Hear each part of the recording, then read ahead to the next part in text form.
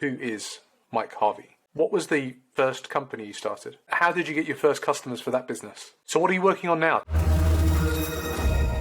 Welcome to the JOD Pod, a micro podcast where we interview CEOs, founders, entrepreneurs, authors, and coaches. Today we are joined by Mike Harvey, the founder of Business Growth Domination. Great to have you with us today, Mike. Thank you. So for those of us who don't know who you are, who is Mike Harvey? Man, I've started and owned several businesses over the past 15, 20 years, including helping different friends and family members start their businesses. And that's kind of where I got my start. And, how long of a version do you want here, James? Because I can go on for 5 minutes or go on for 30 seconds. Just go normal. I'll interrupt it as needed. Great.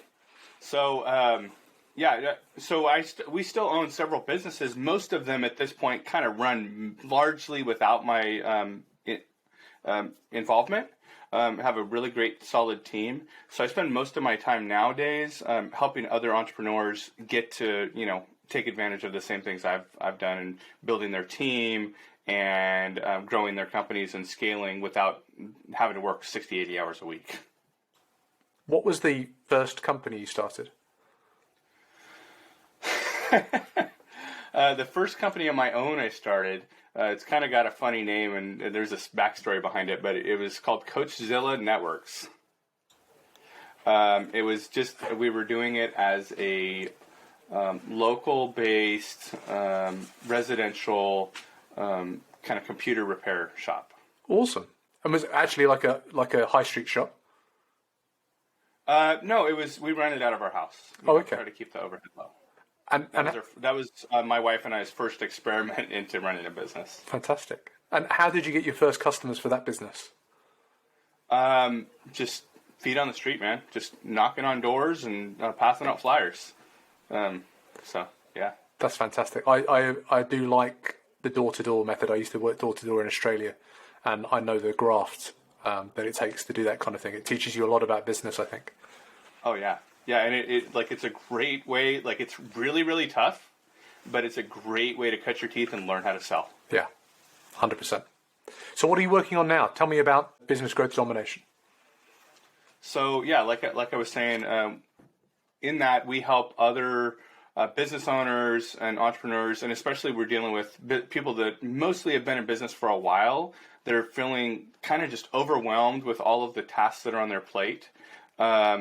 They're stuck in some way, whether that's, they need help growing their company from a marketing perspective, or they need help growing their team and kind of taking some of those tasks off of their plate, learning how to delegate and learning how to be a good leader. What are the kind of no-brainer problems that if a business person was experiencing these pains, that it'd be a no-brainer for them to get in contact with you and to join the group? I think if someone's struggling to know, how to add revenue, we can show you how to do that without putting a bunch of money into ad spend, which if you're at the point where you're ready to do that, we can do that too. But a lot of people like to jump the gun and start running paid traffic to stuff before they're even ready to do that. They haven't got their messaging figured out, and they haven't had enough conversations to really be at scale yet. So that's number one. Number two is people that have, had some traction, maybe they're at six figures, but they feel, just overloaded. And they have tried hiring people off of Upwork or, onlinejobs.ph or other places like that, and haven't had a lot of success with that and haven't been able to figure out how to truly step away from the business. Why do you think people get stuck in that space, Mike? Frankly, for me, it's a couple reasons. One is feeling like nobody else can do as good of a job as I can do. And number two is it's lack of experience on, how to delegate or how to lead people. And, I kind of came by it just because I was the kid in school that I got straight A's, but I figured out what's the minimum amount of work I needed to do to get there. And, that's kind of the same philosophy I apply to businesses. How can I have a successful running, growing business and not have to work, 80 hours a week? Yeah. Yeah. And in most of my businesses now, I work, like 5 hours a week, maybe 10 at the most. Probably not 10, probably closer to 5, honestly. It's so strange, isn't it, that you see business owners that do get stuck in the kind of trying to keep their hand in everything rather than essentially trying to be lazy and delegating and learning how to delegate effectively. I think as a leader, as your CEO, the thing you should be focused on is building up your team and building up good leaders. I had a conversation with a friend of mine about this the other day, and one of the things that both of us agreed on, because she kind of runs her business very similar to mine, and they also have multiple employees, and she said, the funny thing is the owners like to think, well, no one can do as good of a job as I can, but reality is you have too much on your plate already, so you're probably not doing that good of a job as it is. Even though you think you can do a great job, you probably can do a great job, but you're probably not because you're overloaded. So just the fact of having somebody, even if they can do it, 50, 75, 80% of the quality of a job as you can do, they're probably doing 100% better than what you're doing because you don't have the time to dedicate to doing that task. I don't know. Does that make sense to you? Yeah. 100%. Like if, you might think that you're doing, you could do something better than someone else that isn't doing it currently. But then if you give someone else responsibility for it over a period of time, they're going to become an expert at that particular task, and they're going to, easily get better than you at that particular thing. And then you become better at delegating, which is a skill that, all business owners need to have. Doesn't matter if you're a one-man band or if you're, running a small enterprise. Learning how to delegate is a meta skill that lets you live a better life. What I've learned over my 15, 20 years experience running companies is the more you give people freedom and just allow them to grow into a role, the more ownership they will take, the more that you get taken off of your plate. And really, ultimately, they end up doing a better job than you. You just got to give them the space and the time to do that. And I just did a Facebook Live about this kind of stuff yesterday. And one of the things we talked about is giving people the opportunity to know that it's okay to make a mistake. Because if people are afraid to make a mistake, they're never going to step up to that role because they're always going to be afraid what's going to happen if I don't do it 100% perfect. Yeah, totally. And for anybody, like if you know how to do a job 100%, you shouldn't be doing it. Like you should always be learning. You should always be growing. You should try to figure out where the edges are rather than actually knowing how to do something 100%. That sounds cool. Hey, Mike, are you ready for some quick fire questions? Yeah, absolutely. What's your favorite app or SaaS product that you use every day at the moment? It's funny. I wouldn't have said this a year ago, but right now it's Facebook. Doing a lot of interacting and a lot of networking and talking to a lot of people. Wow. And I guess the other one would be Spotify. That's where I listen to my podcasts. So I listen to, a lot of, always learning, like you were saying, James. Yeah. So Spotify, and then the third would be Audible. Okay. I was not going to be expecting Facebook there, man. That's so cool. So many people have, turned off from it, but you're finding it a useful tool for networking purposes. Well, I use it as a tool. So, like for me, I have to schedule time to be on it because it's not an addictive thing for me. I was never on it before, and I really, I don't have I use it as a tool for business. Yeah, fair enough. I think as a tool, that's a right way of looking at it, rather than getting drawn into any of the holes. And I don't have this envy or looking at other people. Oh, they got more likes than me. Really, I don't care if I'm impacting or making a difference in somebody else's life. Like that's what makes me happy. So I don't look at this. James got 100 more likes than me. I don't. Yeah, not yet, but I'm working on it. What's your most recommended book, Mike? Gosh, there's so many that I've really enjoyed reading. I'll give you one that's a little off the wall, and I have recommended it quite a few times. Not so much off the wall, but maybe less heard of.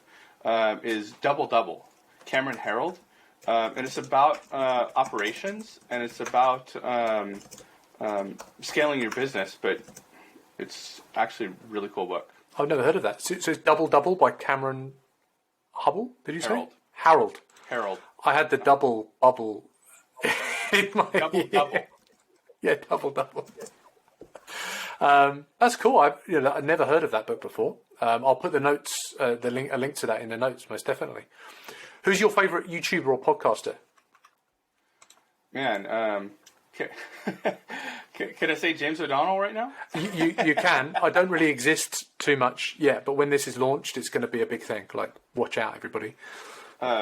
Yeah, I listen to a ton of stuff online, but I like people that I have personal relationships with, man. Okay. You don't feel a weird thing, like, because you know the person, you don't like hearing their content? For me, I connect more with it because I know somebody. I'm like, yeah, I resonate with this guy. And not only that, I'm like, well, he said this thing that maybe some people might think is a little off the wall, but I know what he's talking about because we've had conversations. That's cool. I like that. So who can you name drop some up and comers then that you listen to that you've got relationships with? Let's see. There's a couple that I'm going to be guesting on shortly. Let's see. Michael Fritzius, and I can't remember the name of his podcast, but he recently joined a group that we're both involved in. Any YouTube channels that you follow? Tons. I learn as much as I can about marketing, right? So I like to follow different marketers and different business growth people. And I know that some of the people others have different mixed feelings about. And like for me, I look at everything as there's no one thing that's 100% perfect gospel. Like no one's got it 100% figured out. They've got their thing figured out, right? And they're telling you how to do their thing. Take what you want from that or what's good for you, and then leave the rest, right? Yeah. So one that I've been watching a lot of more recently is Steve Larson. He was actually the lead funnel builder for Russell Brunson over at ClickFunnels for a couple of years. Yeah. So now he has his own thing. Is it still focused towards like digital funnels, the kind of content that he's putting out? A little broader than that, but talks about how to create a good offer and how to generate leads and different stuff like that. Cool. I'll look into that. I've not encountered that one at all. Here's a big one for you. Who do you think the next Elon Musk or Denise Coates, the CEO of Bet365, is going to be? That's a tough one. I'm like so engulfed in my own world that I don't follow a lot of business people. I don't think anybody can be really Elon Musk though. I think the guy's what did you call him? A mad scientist or something. Yeah. He's a genius, but he's a little bit crazy. I think the crazy is what makes him a genius. He steps out of his comfort zone towards things that are others considered impossible.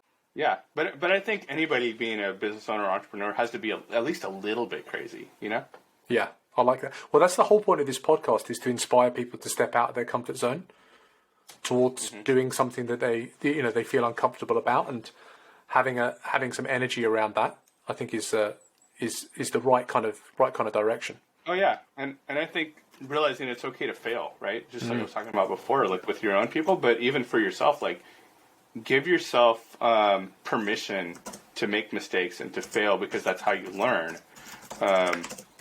Before I figured out how to be successful in business, I had to fail in business first.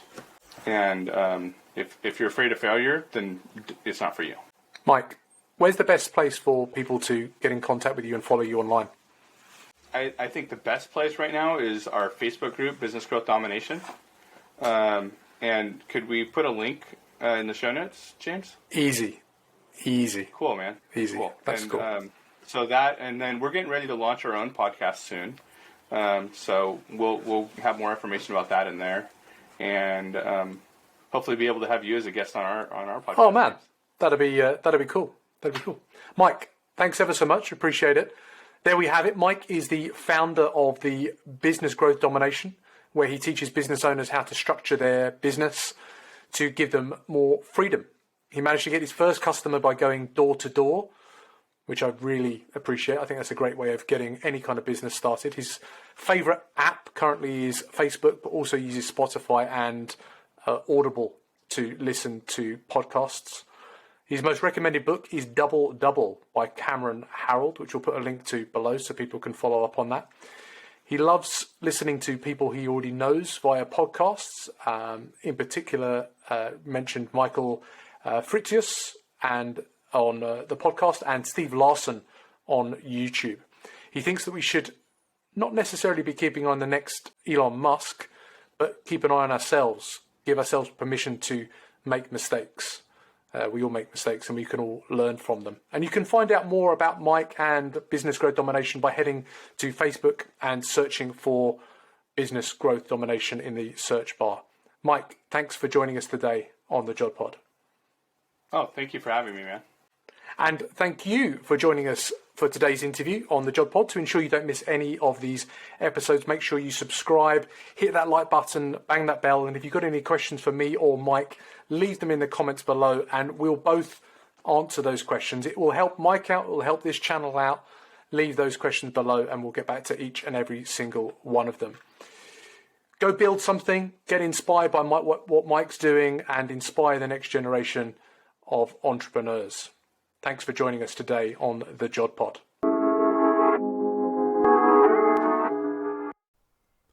If you enjoyed this interview, why don't you check out some of these other interviews that we've done on the JOD Pod. More inspirational CEOs, coaches, entrepreneurs, founders, and authors. I'm sure there's something here that will inspire you to build something new.